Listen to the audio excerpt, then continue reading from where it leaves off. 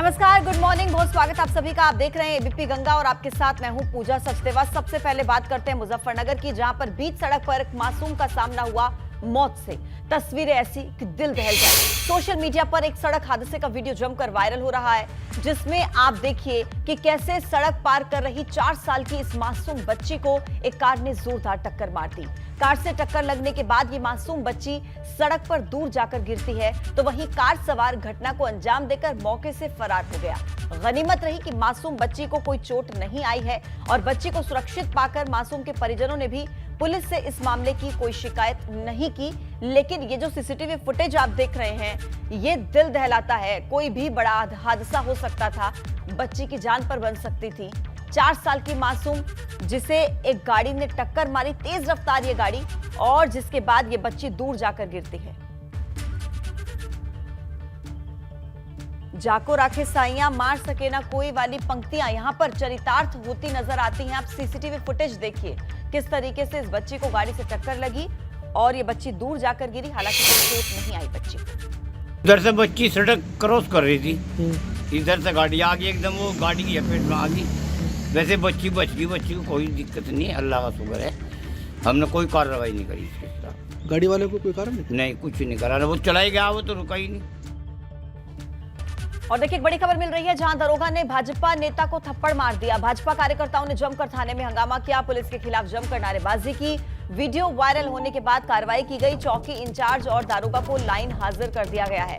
दरअसल मामला यह है कि किसी बात को लेकर भाजपा कार्यकर्ता प्रार्थना पत्र लेकर बर्रा चौकी गए। वहां पर मौजूद चौकी इंचार्ज आनंद कुमार पांडे और दारोगा आशीष कुमार ने भाजपा कार्यकर्ता को ही पीट दिया और तोड़ लॉकअप में भी डाल दिया। वहां पर मौजूद उनके कुछ साथियों ने इसका वीडियो बनाया और देखिए, भाजपा कार्यकर्ता को पीटने का ये वीडियो कुछ ही देर में सोशल मीडिया पर वायरल हो गया। इसके बाद भारी संख्या में भाजपा के कार्यकर्ता बर्रा थाने पहुंचे, हंगामा किया, जमकर पुलिस के खिलाफ नारेबाजी की। वायरल वीडियो पर एक्शन लेते हुए पुलिस ने चौकी इंचार्ज आनंद कुमार पांडे और दारोगा आशीष कुमार को लाइन हाजिर कर दिया।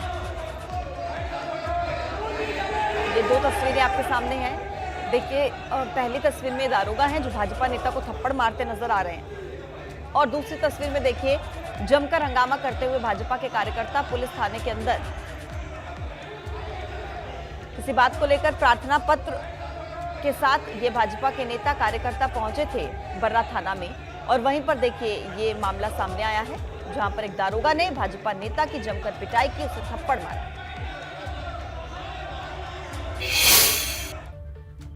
जोशीमठ आपदा को लेकर एक्शन में है केंद्र सरकार। मामले में जल शक्ति मंत्रालय ने कमेटी का गठन किया है। जोशीमठ आपदा का अध्ययन करने वाली है ये कमेटी।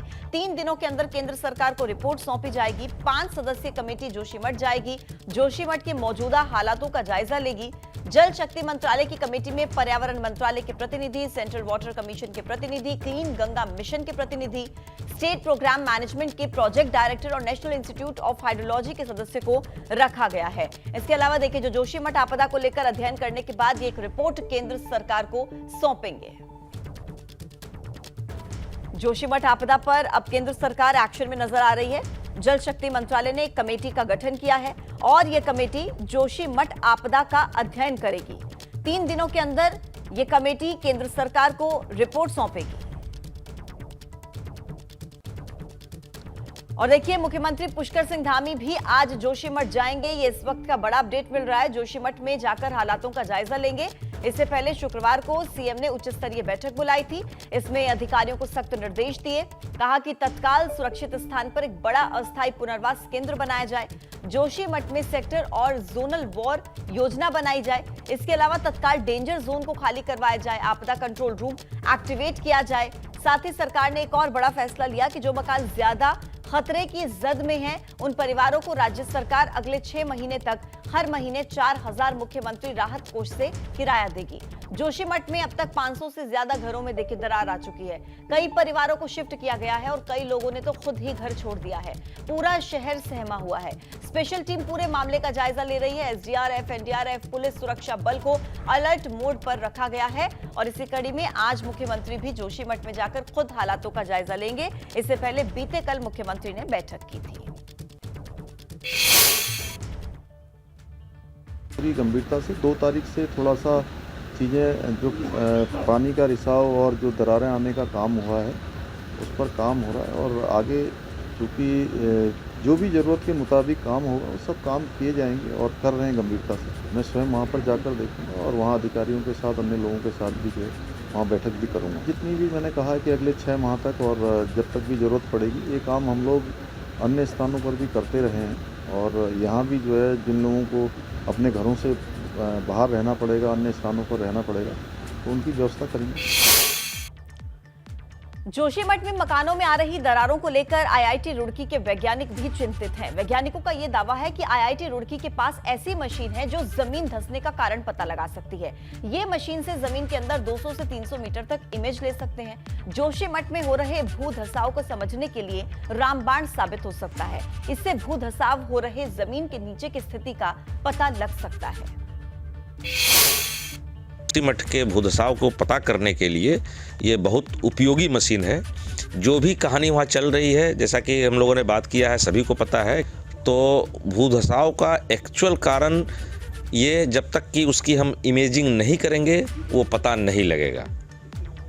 तो इस इमेजिंग के लिए, अंडरग्राउंड इमेजिंग के लिए बहुत ही उपयुक्त मशीन है और ये 3 डायमेंशनल में मेजर करता है, तो आपको 3 डायमेंशनल पिक्चर देगा कि धरती के नीचे या सरफेस के नीचे क्या चल रहा है। बात कर लेते हैं रामपुर की, जहां पर लोकसभा से भाजपा के सांसद घनश्याम सिंह लोधी को उनके व्हाट्सएप नंबर पर जान से मारने की धमकी भरे मैसेजेस भेजे गए हैं और इसमें मैसेज भेजने वाले ने अपना नाम संदीप सिंह खालिस्तानी बताया है, जो खुद को लश्कर ए खालसा संगठन का बता रहा है। इस मैसेज में सांसद घनश्याम सिंह लोधी और उनके परिवार को जान से मारने की धमकी देते हुए भाजपा के शीर्ष नेताओं और आरएसएस के नेताओं को निशाने पर लेने की बात कही है। इस संबंध में रामपुर सांसद घनश्याम सिंह लोधी ने रामपुर एसपी अशोक कुमार शुक्ला से इस पूरे मामले की शिकायत की है और जांच करके कड़ी से कड़ी कार्रवाई करने की बात कही है।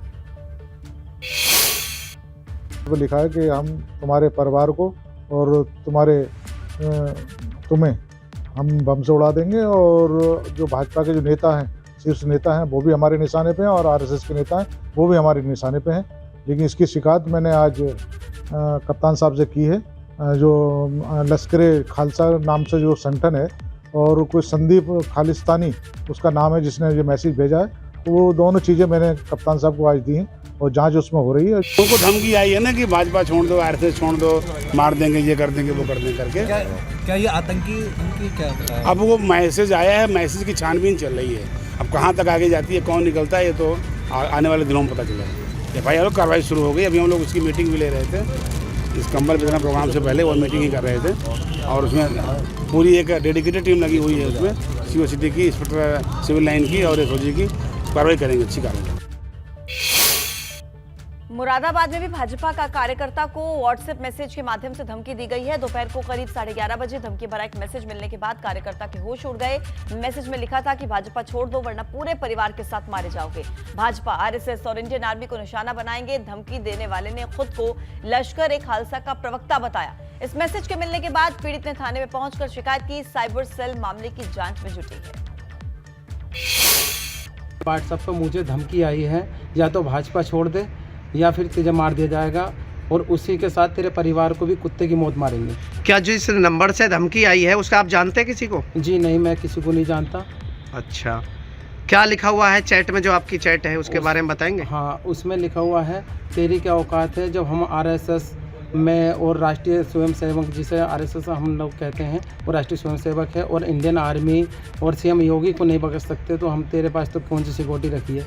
आप तो कुत्ते की मौत मार देंगे। भाजपा किसान मोर्चा के एक पदाधिकारी द्वारा थाना छजलैट पे एक सूचना दर्ज कराई गई है, जिसके अंतर्गत उन्हें अज्ञात नंबर से धमकी दी गई है कि सूचना को तत्काल दर्ज कर विधिक कार्रवाई की जा रही है। एप्लीकेशन में क्या है, कहाँ से ये धमकी दी गई है, क्या बताया गया, कुछ डिटेल सर? अब एप्लीकेशन जो दर्ज की गई है उसमें जो नंबर आया उस नंबर पर विधिक कार्रवाई की जा रही है। बात होगी अब हरिद्वार की, जहां पर कनखल में अपने मठ पहुंचे ज्योतिष पीठ के शंकराचार्य स्वामी अविमुक्तेश्वरानंद ने फिर से सेंसर बोर्ड पर जमकर हमला बोला। कहा कि फिल्मों में अश्लीलता और अपराध को रोकने में सेंसर बोर्ड नाकाम है, इसलिए अब एक धर्म सेंसर बोर्ड की जरूरत है। जल्दी ही 11 सदस्यीय ये बोर्ड पूरी तरह से हरकत में आएगा।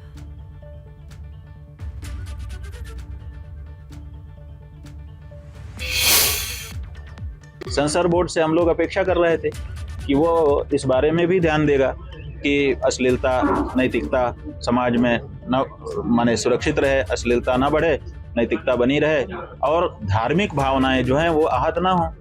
लेकिन कहीं ना कहीं ऐसे दृश्य बार बार समाज में आते हुए दिखाई दिए। अब हमने धर्म सेंसर बोर्ड की घोषणा की है और जल्दी ही इस बारे में एक स्वरूप लेकर के हम आ रहे हैं। ग्लोबल इन्वेस्टर समिट को सफल बनाने के लिए लखनऊ में एक दिवसीय शिखर सम्मेलन का आयोजन होगा। इंदिरा गांधी प्रतिष्ठान में आयोजित होने वाले इस सम्मेलन में निवेशकों को जरूरी जानकारियां देकर ज्यादा से ज्यादा निवेश लाने का लक्ष्य है। ये सम्मेलन 10 जनवरी को होगा और इसमें राजधानी लखनऊ के लिए 35,000 करोड़ से ज्यादा का निवेश लाने की तैयारी है। लखनऊ में निवेश के लिए अब तक निवेशकों ने 16,500 करोड़ से ज्यादा का निवेश करने की इच्छा जताई है, जिसमें रियल एस्टेट, हाउसिंग और इंफ्रास्ट्रक्चर सेक्टर की कंपनियां शामिल हैं। 10 फरवरी से 12 फरवरी तक जो ग्लोबल इन्वेस्टर समिट होना है, उसके संबंध में अभी हम लोग विभिन्न स्तर के इंडस्ट्रियलिस्ट से बात कर रहे हैं। जो इच्छुक लोग हैं इन्वेस्टमेंट के, उन लोगों से इंटरेक्शन किया जा रहा है और वो लोग अपने इंटेंट टू इन्वेस्ट वो ऑनलाइन रजिस्ट्रेशन करके सबमिट भी कर रहे हैं। अभी तक यहाँ लखनऊ के लिए MSME डिपार्टमेंट की ओर से जो हमारे छोटे इन्वेस्टर्स हैं, उनकी तरफ से लगभग 3,000 करोड़ का 110 लोगों के द्वारा प्रस्ताव किया गया है इंटेंट टू इन्वेस्ट में रजिस्ट्रेशन करके। उसके अलावा VC LDA की तरफ से भी इसकी पहल की गई और उन्होंने भी लगभग 13,000 करोड़ के इन्वेस्टमेंट प्रपोजल्स अभी तक प्राप्त किए हैं। हमको उम्मीद है कि अभी जैसे जैसे चीज़ें और क्लियर होंगी, लोगों को इसमें इनवाइट किया जा रहा है, वैसे और बहुत ज़्यादा इसमें इन्वेस्टमेंट आने की संभावना है। हम लोग लखनऊ में चूँकि ये समिट भी लखनऊ में आयोजित होगी और इसके बाद लखनऊ कैपिटल होने की वजह से बहुत ज़्यादा अट्रैक्टिव है इन्वेस्टमेंट प्रपोजल्स के लिए। बहुत सारे सेक्टर्स में बहुत सारा इन्वेस्टमेंट प्रपोज्ड है, तो हम लोग उसी की तैयारियां कर रहे हैं। अभी लगभग रोज़ाना हम लोग इसकी विभिन्न विभागों के साथ में तैयारी बैठकें और रिव्यूज़ करते हैं। गाजियाबाद के टीला मोड़ क्षेत्र में डबल मर्डर मामले में पुलिस ने खुलासा किया है। 6 आरोपियों को पुलिस ने गिरफ्तार किया। 31 दिसंबर से 2 युवक लापता थे। दोनों के परिजनों ने गुमशुदगी की रिपोर्ट दर्ज करवाई, लेकिन 4 जनवरी को दोनों युवकों का शव अलग अलग जगह से मिला। इसके बाद पुलिस मामले की जांच में जुटी और अब जाकर पुलिस ने पूरे मामले को उजागर किया। दरअसल आरोपी संजीव कसाना और विनोद कसाना की खेत की अवैध केमिकल की फैक्ट्री चल रही थी। इसको बंद करवाने को लेकर दोनों शख्स पहुंचे थे। विवाद इतना बढ़ गया कि संजीव कसाना और विनोद ने दोनों की हत्या कर दी और शव को अलग अलग जगह पर फेंक दिया। हत्याकांड में हमने भी 6 लोग गिरफ्तार किए हैं। इसमें से 2 लोग कोतवालपुर गांव के हैं और बाकी लोग बरेली के हैं। एक अभियुक्त इसमें से भी फरार चल रहा है, जिसकी गिरफ्तारी के लिए टीमें लगी हुई हैं। इनकी गुमशुदगी लिखी गई थी इस थाना टीला मोड़ क्षेत्र में। उसके बाद पुलिस प्रयासरत थी कि इनको खोजने के लिए, बट दुर्भाग्यवश ये रहा कि उसके 4 तारीख को शाम को इनकी डेड बॉडी मिली। इसमें क्या पुलिस का फॉल्ट रहा या कहाँ हमसे कमी हुई, इस बात की जांच की जा रही है। गाजियाबाद की DCP दीक्षा शर्मा ने भी बताया कि इस पूरे मामले में जो थाना टीला मोड़ के SHO हैं, उनके खिलाफ भी जांच की जा रही है कि पुलिस ने इस मामले को हल्के में क्यों लिया और 31 तारीख से जब वे लापता थे तो 4 तारीख को उनकी डेड बॉडी पास ही में कैसे बरामद हुई। गाजियाबाद से ABP गंगा के लिए मैं शक्ति सिंह। बड़ी खबर है, यूपी में कड़ाके की सर्दी का रेड अलर्ट जारी कर दिया गया है। सर्द बर्फीली हवाओं से गलन बढ़ चुकी है और कई शहरों में 5 डिग्री से कम है तापमान। जालौन प्रदेश का सबसे सर्द जिला रहा, जहां पर तापमान 3 डिग्री तक पहुंच गया। लखनऊ, नोएडा में तापमान 6 डिग्री सेल्सियस, कानपुर में पारा 4 डिग्री तक गिरा। कानपुर में ठंड का जानलेवा अटैक, 24 घंटों के अंदर हार्ट अटैक और ब्रेन अटैक से 25 लोगों की मौत। बीते 4 दिनों के अंदर हार्ट और ब्रेन अटैक से 65 लोगों की जान चली गई है। कानपुर में मौत के ये चौंकाने वाले आंकड़े सिर्फ 2 अस्पतालों से सामने आए हैं, जहां पर हार्ट अटैक और ब्रेन अटैक की वजह से लोग अपनी जान गंवा रहे हैं। कड़ाके की सर्दी का रेड अलर्ट। देखिए, जालौन सबसे सर्द रहा, 3 डिग्री सेल्सियस वहां पर तापमान। कानपुर और लखनऊ की अगर आप बात करेंगे तो वहां पर 4 डिग्री और नोएडा में 6 डिग्री टेम्परेचर रहा। ऐसे में लगातार यूपी में ठंड का टॉर्चर देखने को मिल रहा है। अलग अलग जिलों में सर्दी लगातार बढ़ रही है।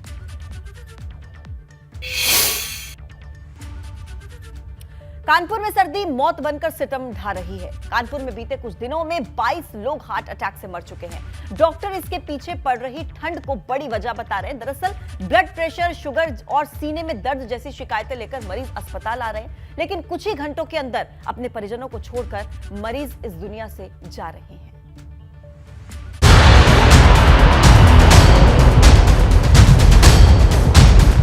ठंड का डेथ वारंट, मौसम का हार्ट फेल,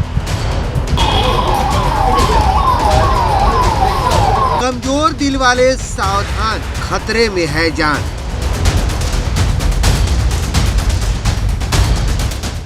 कानपुर में सर्दी ने 50 साल के रिकॉर्ड को तोड़ दिया है। पारा लगातार गिरता जा रहा है और अब यही गिरता पारा हार्ट अटैक से लोगों की जान ले रहा है।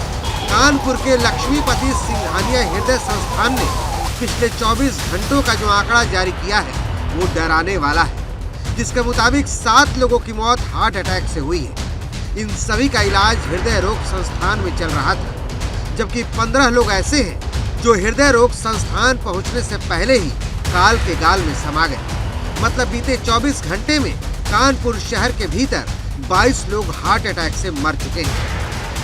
रात में दिक्कत हुई, एकदम से सर्दी लग गई थी उनको। बीपी काफी बढ़ गया था, 250 143 बता रहा था बीपी। फिर यहाँ पर लाए तो इलाज हुआ यहाँ पे? हाँ, इलाज हुआ था भैया तुरंत। अभी मरीजों की इलाज के दौरान मृत्यु हुई है और 15 ब्रॉड डेड हमारे संस्थान में आए हैं। पिछले 4 दिनों का डेटा की अगर बात की जाए तो किस तरह से डेटा रहा है? 26 मरीज पिछले 4 दिन में कुल मृत्यु को प्राप्त हुए, जिनका इलाज चल रहा था हमारे संस्थान में, और 30 लोग जो है वो ब्रॉड डेड लाए गए इस संस्थान के अंदर पिछले 4 दिन में। अच्छा, जो 26 का आंकड़ा आप 4 दिन का बता रहे हैं, ये इनको क्या दिक्कत क्या हुई थी, क्या परेशानी हुई थी? ये सब हार्ट अटैक के पेशेंट थे, जिन लोगों को कॉर्नरी आर्टरी डिजीज थी। दरअसल ब्लड प्रेशर, शुगर और सीने में दर्द जैसी शिकायतें लेकर मरीज अस्पताल आ रहे हैं, लेकिन कुछ ही घंटों में अपने परिजनों को छोड़कर मरीज इस दुनिया से चले जा रहे हैं। डॉक्टर इसकी वजह रिकॉर्ड तोड़ पड़ रही सर्दी को बता रहे हैं, क्योंकि ठंड से नसों में खून का थक्का जम जा रहा है। जानते होंगे कि आप डेथ का रीजन क्या रहा, तो उसमें क्या निकल के आया आप? डेथ का रीजन जो है वो ऐसे देख के नहीं बताया जा सकता। उसके लिए जो प्रथम दृष्टया ठंड का जो लहर चल रही है वही कारण नजर आता है। इसको कोई पोस्टमार्टम वगैरह नहीं किया गया। कानपुर में पड़ रही भीषण सर्दी जानलेवा हो चुकी है और पिछले 5 दिनों की अगर बात की जाए तो केवल लक्ष्मीपति सिंघानिया हृदय रोग संस्थान में ही 26 लोगों की मौत हो चुकी है, जबकि 30 लोग ऐसे रहे जो हृदय रोग संस्थान लाए जाने से पहले ही दम तोड़ चुके थे। इसके बाद काफ़ी चिंता मची हुई है, हड़कंप मचा हुआ है, क्योंकि सर्दी काफ़ी ज़्यादा पड़ रही है और भीषण ठंड में अब लोग दम तोड़ रहे हैं।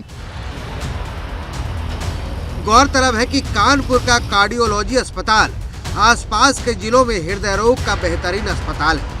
यहाँ 723 मरीजों का इलाज चल रहा है। डॉक्टरों ने बुजुर्गों को एहतियात बरतने और लोगों को ठंड से बाहर निकलने से बचने को कहा है। उधर मौसम विभाग ने अगले 3-4 दिनों में हाड़ कपा देने वाली सर्दी की बात कही।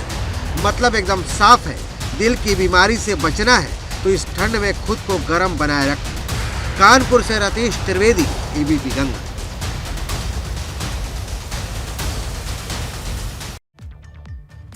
और अब बात करते हैं माघ मेले की, क्योंकि संगम नगरी में माघ मेले की शुरुआत हो चुकी है। पौष पूर्णिमा के शाही स्नान में लाखों श्रद्धालुओं ने आस्था की डुबकी लगाई थी और लगातार ये 3रा साल है जब माघ मेला कोरोना के साए में हो रहा है। लेकिन चीन में बिगड़े हालात और मार्च में कोरोना की चौथी लहर का डर हर किसी को सता रहा है।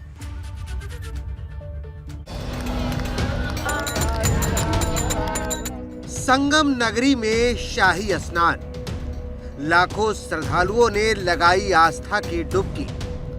40 दिन का कल्पवास, रेती पर बसा तंबुओं का शहर है खास। संगम तट पर लगने वाला दुनिया का सबसे बड़ा सालाना मेला पौष पूर्णिमा के शाही स्नान के साथ शुरू हो गया। इस मौके पर लाखों श्रद्धालुओं ने गंगा में आस्था की डुबकी लगाई। कड़ाके की ठंड, घने कोहरे और कहर बरपाती बर्फीली हवाएं भी श्रद्धालुओं की आस्था नहीं डिगा पा रही हैं। गंगा मैया में स्नान करेंगे, अपना भगवान के दर्शनों के लिए आए हैं। किस तरीके की अनुभूति हो रही है यहाँ पर? बड़ी खुशी हो रही है हमें, हमारा एक्सपीरियंस अच्छा है कि हमें बहुत खुशी हुई है। क्या कामना कर रहे हैं गंगा मैया? गंगा मैया हम सभी को पार लगा देंगे, हमारा जीवन का उद्धार कर देंगे। पूर्णिमा के स्नान पर्व के साथ ही प्रयागराज में आज माघ मेले की शुरुआत हो गई है और आज पहले ही दिन लाखों की संख्या में श्रद्धालु स्नान करने के लिए, पूजा अर्चना करने के लिए संगम पहुंच रहे हैं। प्रयागराज में आज देश के अलग अलग हिस्सों से इसी तरीके से श्रद्धालु आ रहे हैं, आस्था की डुबकी लगा रहे हैं। दरअसल इस माघ मेले को 2025 के कुंभ मेले का रिहर्सल माना जा रहा है। यही वजह है कि इस बार की तैयारी पर हर किसी की निगाहें टिकी हुई हैं, क्योंकि 40 दिन तक देश विदेश से आए भक्त कल्पवास में रहेंगे। श्रद्धालुओं को कोई परेशानी ना हो, इसके लिए रेती पर तंबुओं का शहर बसाया गया है। सबसे बड़ी बात यह है कि इस बार VIP फील कराने के लिए टेंट सिटी बनाई गई है, जिसकी शुरुआत 14 जनवरी को मकर संक्रांति के दूसरे शाही स्नान के साथ होगी। माघ मेले को लेकर संगम की रेती पर तंबुओं का एक अलग शहर आबाद किया गया है। उसी तरीके की व्यवस्थाएं, उसी तरीके के इंतजाम किए गए हैं जिस तरीके के इंतजाम किसी नए शहर को बसाने के लिए किए जाते हैं। माघ मेले में लोहे की चकड़ प्लेटें बिछाई गई हैं, तकरीबन 150 किलोमीटर लंबी इसी तरीके की चकड़ प्लेटें बिछाई गई हैं। ये लगातार तीसरा साल है जब माघ मेला कोरोना के साए में हो रहा है, लेकिन चीन में बिगड़े हालात और मार्च में कोरोना की चौथी लहर का डर हर किसी को सता रहा है। संगम नगरी प्रयागराज में आज से माघ मेले की शुरुआत हो गई है। पूरे माघ मेले में कई करोड़ श्रद्धालुओं के आने की उम्मीद जताई जा रही है। हालांकि इस बार के मेले में भी कोविड का साया देखने को मिल रहा है। कोविड का नया वेरिएंट ओमिक्रॉन आया हुआ है। इसके मद्देनजर पूरे मेला क्षेत्र में तमाम इंतजाम किए गए हैं। जगह जगह कोविड हेल्प डेस्क बनाई गई है और जगह जगह लोगों सैंपलिंग की जा रही है। ये माघ मेला महाशिवरात्रि तक चलेगा। मेले में इस बार संत सम्मेलन और VHP की धर्म संसद का भी आयोजन होगा, जिसमें लव जिहाद, गंगा प्रदूषण और धर्मांतरण समेत कई प्रमुख मुद्दों पर चर्चा की जाएगी। प्रयागराज से मोहम्मद मोइन, ABP गंगा।